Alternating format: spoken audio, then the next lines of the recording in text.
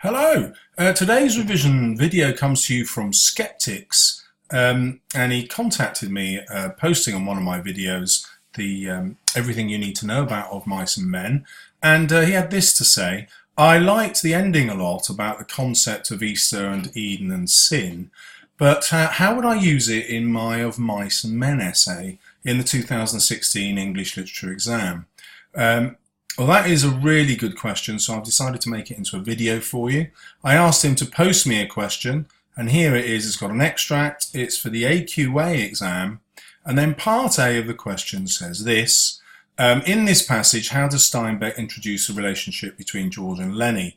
That bit's quite easy. You just obviously find quotations from the passage, and it's the beginning of the novel, virtually. I hope you'll recognise it. Now, you don't have to write about these concepts of Easter and Eden and sin with your passage if you can't. Luckily, with this question, you can.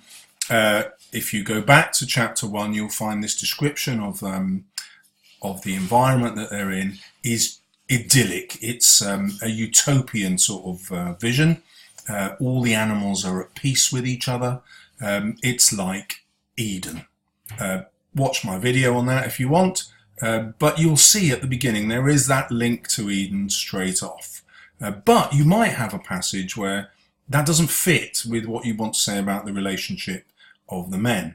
Here it does. You'd start looking at what happens in Eden, this idea of innocence, and so then you would say, well, Steinbeck is asking himself, can men ever be innocent? He takes Lenny as his experiment, and the innocent Lenny, with the mind of, say, a 5-year-old, even in his innocence, ends up killing Curly's wife. So even in our most innocent state, Steinbeck is suggesting we're violent and destructive because we're men. So I can bring that interpretation in here, but the examiner is being really helpful. They also introduce us to part B. In the rest of the novel, so basically they're saying, write whatever you like. How does Steinbeck present ideas about relationships? Because it's got to follow the same pattern as part A. At the time the novel is set, I've highlighted that because the examiner's telling you, right, I want you to write about the context here. Don't forget that it's 1930s America, that it's the Great Depression, and we're talking about the American dream. Okay, well, everyone's going to do that, hopefully. But how do you bring in this idea about Christianity and the Easter story? Well, if we always look at the ending of the novel, where George kills Lenny, and Carlson asks, what the hell do you think is eating them two guys? Those are the last two lines of the novel, and that's always a discussion about guilt, but also sin. So if it's a Christian novel, then George has committed a terrible sin, which means his soul is going to go to hell. He's done it to protect Lenny now in this life, but as a result of that, his soul's going to go to hell. He's compromised his innocence by killing his friend.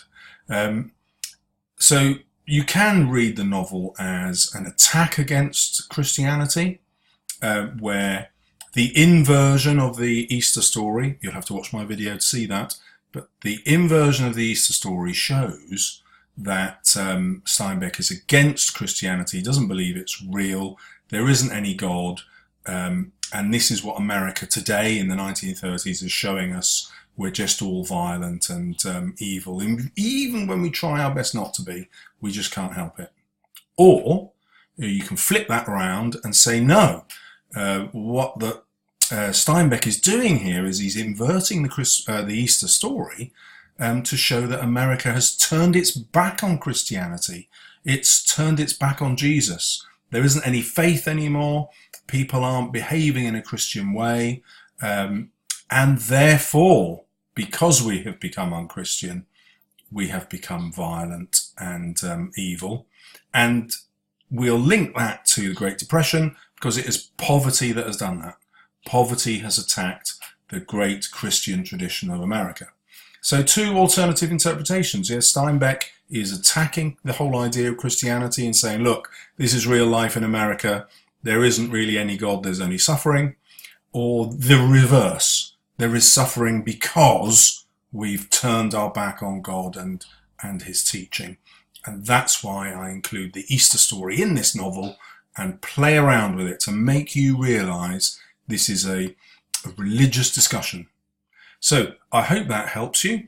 You ought to be able to fit that that Easter discussion into any single essay using part B of the question if you're on AQA, and always going back to the ending of the novel, because that's always where the author gives you a different perspective on his point of view.